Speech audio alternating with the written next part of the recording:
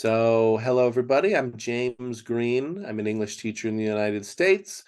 I teach English in New York to immigrants and refugees and online to groups of intermediate and advanced students around the world. We do open conversation classes, grammar, pronunciation, games, role play activities, and other things. I'm here just as a guest today, just to talk to you. We've been talking for a while about different things like movies, types of friendships that you like, things that are important to you and a friend, English assessment, how you know your English ability, whether you've taken an assessment like a test to know for sure, or if you know, or if you care.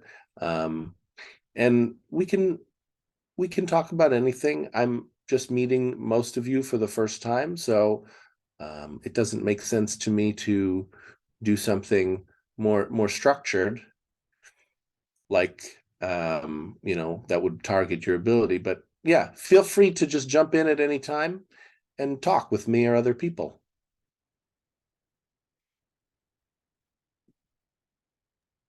You can introduce yourself, guys, if you are new here. Sky, why are you silent? Or Steph, Jahirul was here. I'm gonna jump in there, Svetlana. I hope you understand. So Mhm. the thing about if we that question that comes up, right? Why might somebody be silent? Silence has a special place in the English classroom. One of my students said to me something very special. It made the little hairs on my arms stand up when I heard it. They said, when there is silence in a group, they try to find something to say that increases the quality of the silence. When there's silence in a group, they try to find something to say that increases the quality of the silence.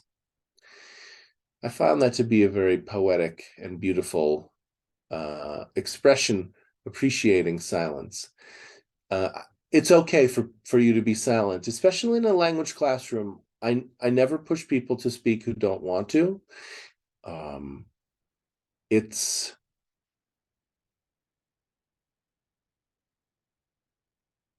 Speaking is work, and especially if there's anxiety about speaking, pushing on somebody when they're anxious can make it harder for them to speak, actually, not easier. So want to make it as easy for people to speak as possible. And the way I do that is by giving you the choice to speak and also totally have the freedom to stay silent without being pushed. But what you can do, totally fine, is to if we have a kind of reaction to people being silent, we can talk about that, right? Sometimes it's uncomfortable. We feel uncomfortable that the group is silent, or we feel uncomfortable that a specific person is silent. We can, I would advise you to talk about that. So I don't know if you want to do that, Svetlana. You don't have to, but that we could do that rather than pushing it on somebody. And I know I think I understand your intention. It's to encourage people, motivate them and encourage them. Is that Yes, right? but at least they can text in the group or text in the chat box. Uh-huh. Of course, they know how to text. Uh-huh. Yeah, they probably do. Well, so what would you like? Here's the thing. What would you like them to say? They can introduce, they can say their name, why they are here, and what is the Uh-huh. purpose, and why they feel shy, not confident. Well, It's kind of so, respect when we ask, unmute well, so, yourself, okay?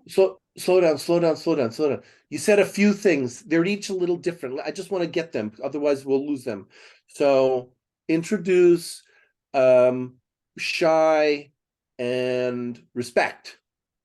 Yes. 3 reasons you want them to talk. You'd like them to introduce themselves. Mm-hmm. You'd like them maybe to talk about why they're shy. Now, so let's look at those one at a time. What is the purpose of introductions? Purpose of introductions. Do you have an idea, or I have an idea? Okay, if you have, you can go ahead. Purpose of introductions is to get to know each other, certainly.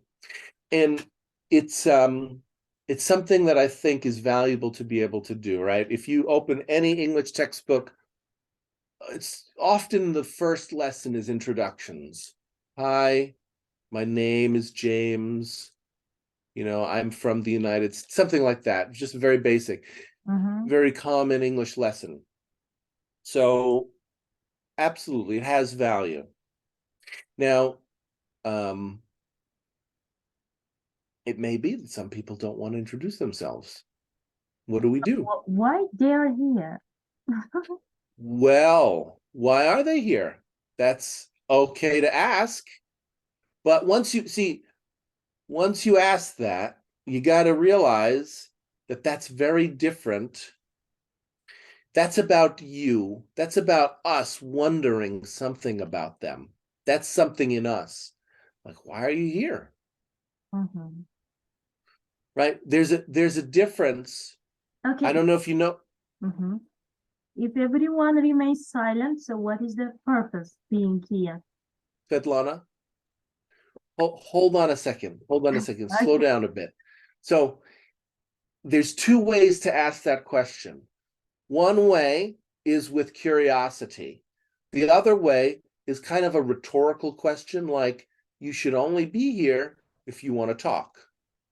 Do you have a sense of which is true for you? Is it more that you want to create a group of only people who want to talk, or do you actually want to understand why somebody might want to be silent?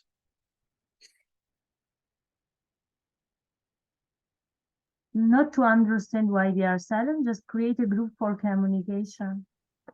Okay, so that's a limit that you want to have. You want to kind of filter out people who don't want to talk. That's important to know. And it might also be important to tell people, because, you know, if they don't know that that's expected of them, it could become as a real shock.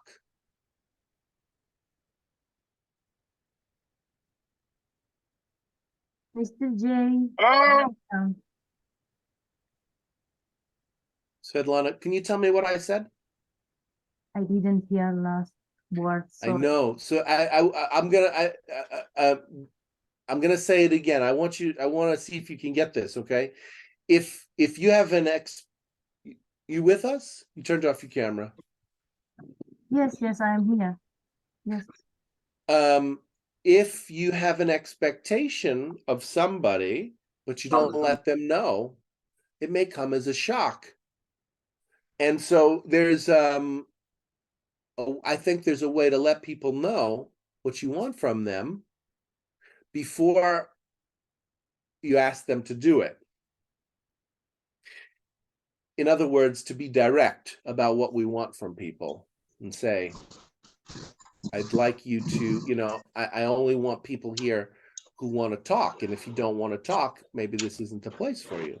But I'm not sure that's even really what you want. Okay, you mean without asking, they can jump in a conversation and introduce? Like this? No, not at all. Actually, I mean that maybe they could be here and just participate at their own speed if they're comfortable to.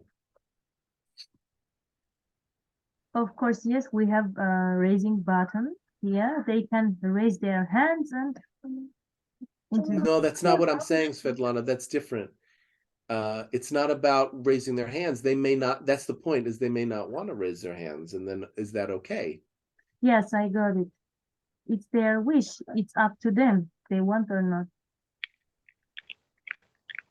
Okay, that's not what you said before. So I'm not sure what you're saying right now. I'm wondering if you changing your mind, or maybe I didn't understand you from the start.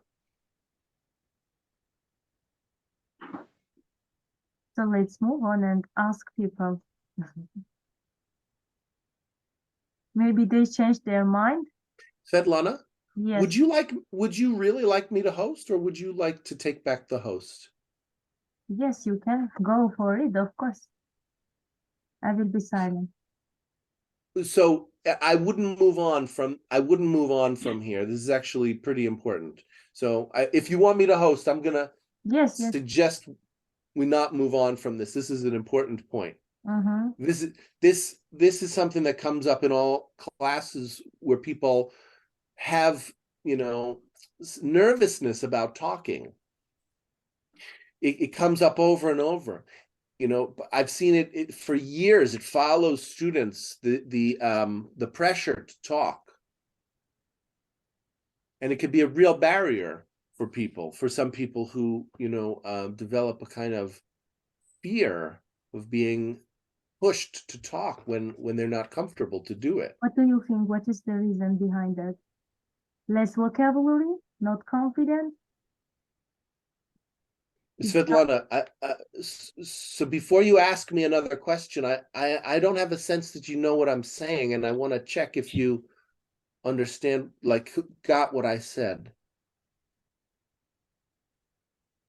It won't be any good if I answer your questions, but you're not listening to what I'm saying. So can you tell me what I said? I got what you said. Yes. Well, I want you to demonstrate it rather than just asserting that you've got it. I'd like you to demonstrate it by saying what I said in a short paraphrase. Oh, I will try to remember. Right? So slow down. See that? If you can't remember, I'll help you. But I want you to work with me. I'll work in small pieces. Mm-hmm. This is an important element of communication, which is we try to give people the pieces that they can get, right? Not too much. I don't want to give you too much, but if we don't get anything, then something's going on, maybe getting in the way. And I don't know. Again, are you with us? You turned off your camera, and I wonder if you're with us or if something else is Yes, going I on. am I with know you. Just you're with your. I have a headache. That's why I'm not feeling good. Okay. Okay. Okay, so yes, I am here. So if you have a headache and you're kind of tired, you don't want to. We don't have to continue this back and forth. I'm not here to give you a hard time or push you in any way. We have 10 minutes actually, so let's finish this conversation. We can stay 10 minutes here.